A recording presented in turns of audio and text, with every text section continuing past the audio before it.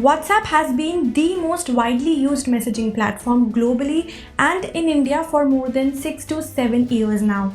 Whether it is communicating with your family members, keeping in touch with colleagues, or using the government's official help desk for COVID related queries, all of it is happening on WhatsApp. Now, earlier this year, WhatsApp updated its privacy policy, which got everyone worried about their data, and says that even if you do not accept this new policy, your account will not be deleted.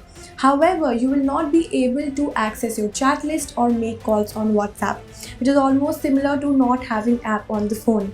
Now I will talk about all of that later with an expert in this video, but first let's just understand how we got here and why is everybody furious with WhatsApp's new privacy update and should you accept it. So stick with me till the end as I will talk about all of that. But if you want to directly jump to the part where I talk about what happens on May 15, you can always use chapters below. Now let's go back to 2014 when Facebook acquired WhatsApp. So when this big acquisition happened, WhatsApp had released a new privacy policy in 2016 that said from now on it will connect your phone number with Facebook system so that Facebook can offer better friend suggestions and show you more relevant ads. This means WhatsApp has already been sharing some of the information with its parent company Facebook, and now with its latest privacy policy, it wants to share even more data with Facebook, which will include WhatsApp payment and transaction data. Though it has clarified that your chats are safe, your calls also remain end-to-end encrypted and your contacts are not shared with Facebook, and neither WhatsApp nor Facebook can read your messages.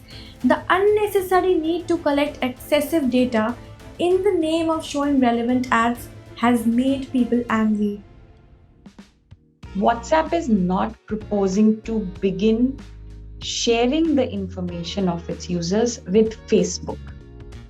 It's not proposing that in these policies. Why? Because it has been doing that all along. Once in 2016, for a limited time, everybody had a chance to opt out. If I was there and if I also had a Facebook account in 2016 for a limited time, I was given an option that Mishi can opt out and say, I don't want whatever I do on WhatsApp to be shared with Facebook. If I was not using WhatsApp in 2016 and I signed up later, or I just did not, I forgot, or because it was only available for a very limited short period of time, I did not do it. Now I can't do anything. Now WhatsApp will keep ratting me out to Facebook. WhatsApp was earlier supposed to release this new privacy update on Feb 8, but because of huge criticism, it shifted the deadline to May 15. And now the deadline is here and the big question is what will happen after May 15 if you do not accept this new privacy update.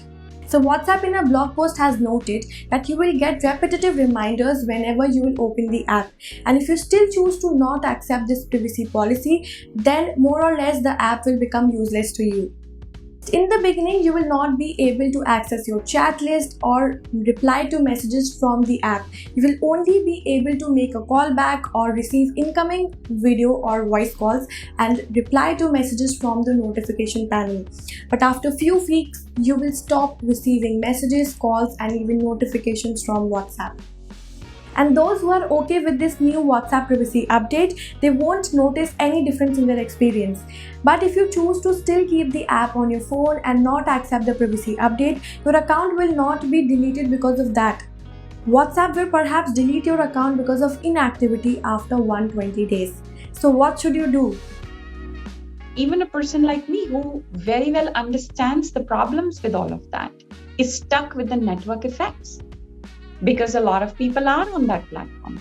That is why the responsibility is on our policymakers, lawmakers, judges to subject all these businesses to laws like the European Union has done. Now, because of this policy update, WhatsApp has caught up in several court cases.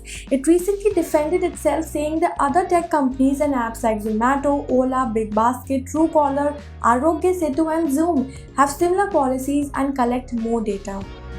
There was a notice which was issued and which the Supreme Court has sought responses and saying, how are you protecting people's privacy?